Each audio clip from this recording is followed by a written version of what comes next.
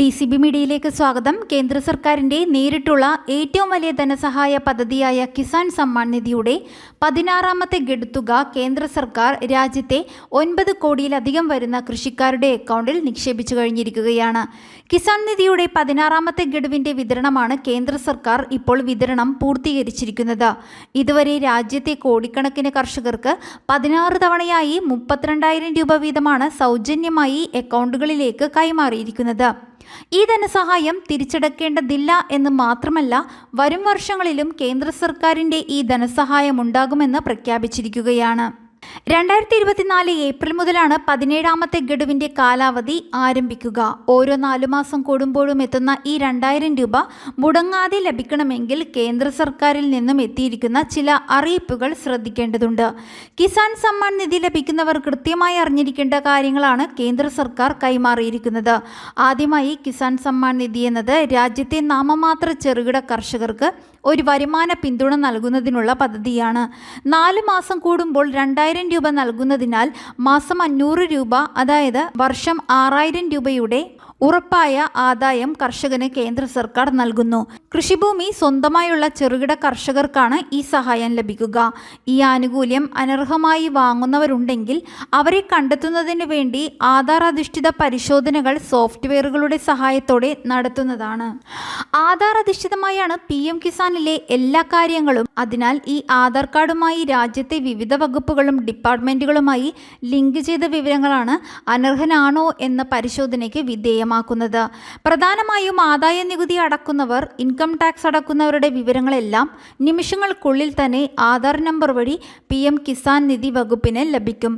ആദായ നികുതി അടക്കുന്നവർ PM കിസാൻ നിധി ആനുകൂല്യം വാങ്ങിയാൽ അവരെ കൃത്യമായി കേന്ദ്ര സർക്കാർ കണ്ടെത്തുന്നതും അവർ വാങ്ങിയ ആനുകൂല്യം തിരിച്ചടക്കുവാൻ ആവശ്യപ്പെട്ടുള്ള നോട്ടീസ് അവർക്ക് ലഭിക്കുകയും ചെയ്യും.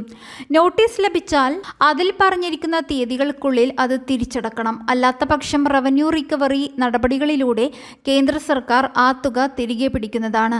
കൃഷിഭൂമിയും കൃഷിയുമുണ്ടെങ്കിലും ചില പ്രത്യേക വിഭാഗത്തിൽപ്പെട്ടവർ ഈ ആനുകൂല്യം വാങ്ങരുതെന്ന് കേന്ദ്ര സർക്കാർ നേരത്തെ അറിയിച്ചിട്ടുള്ളതാണ്. പ്രൊഫഷണൽ ജോലിയുള്ളവർ, അതായത് ഡോക്ടർമാർ, എഞ്ചിനീയർമാർ, അഡ്വക്കേറ്റുമാർ, ചാർട്ടേഡ് അക്കൗണ്ടന്റുമാർ ഇങ്ങനെയുള്ളവർക്കൊന്നും കൃഷിഭൂമിയും കൃഷിയുമുണ്ടെങ്കിലും PM കിസാൻ നിധി ആനുകൂല്യം വാങ്ങുവാൻ പാടില്ല. ആദായ നികുതി അടക്കുന്നവർക്കും PM കിസാൻ ആനുകൂല്യം വാങ്ങുവാൻ പാടില്ല.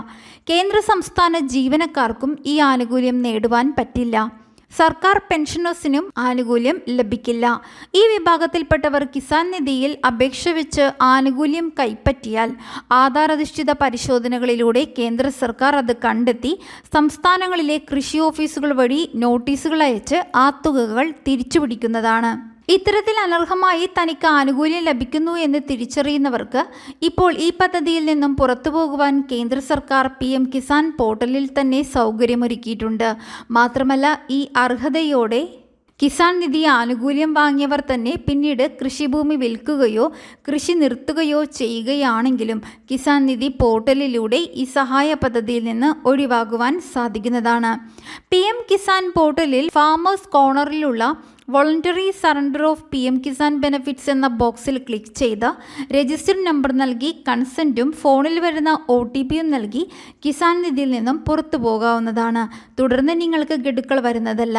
ഇങ്ങനെ സറണ്ടർ ചെയ്യുന്നത് വഴി മറ്റ് നടപടികൾ നേരിടുന്നത് ഒഴിവാക്കാം. PM കിസാനിലേക്ക് പുതിയ അപേക്ഷകൾ ഇപ്പോൾ വയ്ക്കാവുന്നതാണ്. അതുപോലെ ഗഡുക്കൾ മുടങ്ങിയവർക്ക് PM കിസാൻ പോർട്ടലിൽ സ്റ്റാറ്റസ് ചെക്ക് ചെയ്ത് EKYC, land seeding, account Aadhaar linking ഇവയിൽ ഏതെങ്കിലും തകരാറുണ്ടെങ്കിൽ അവയൊക്കെ പരിഹരിച്ചാൽ 17ാമത്തെ ഗഡു വിതരണത്തോടൊപ്പം മുടങ്ങിയ ഗഡുക്കളും ലഭിക്കുന്നതാണ്.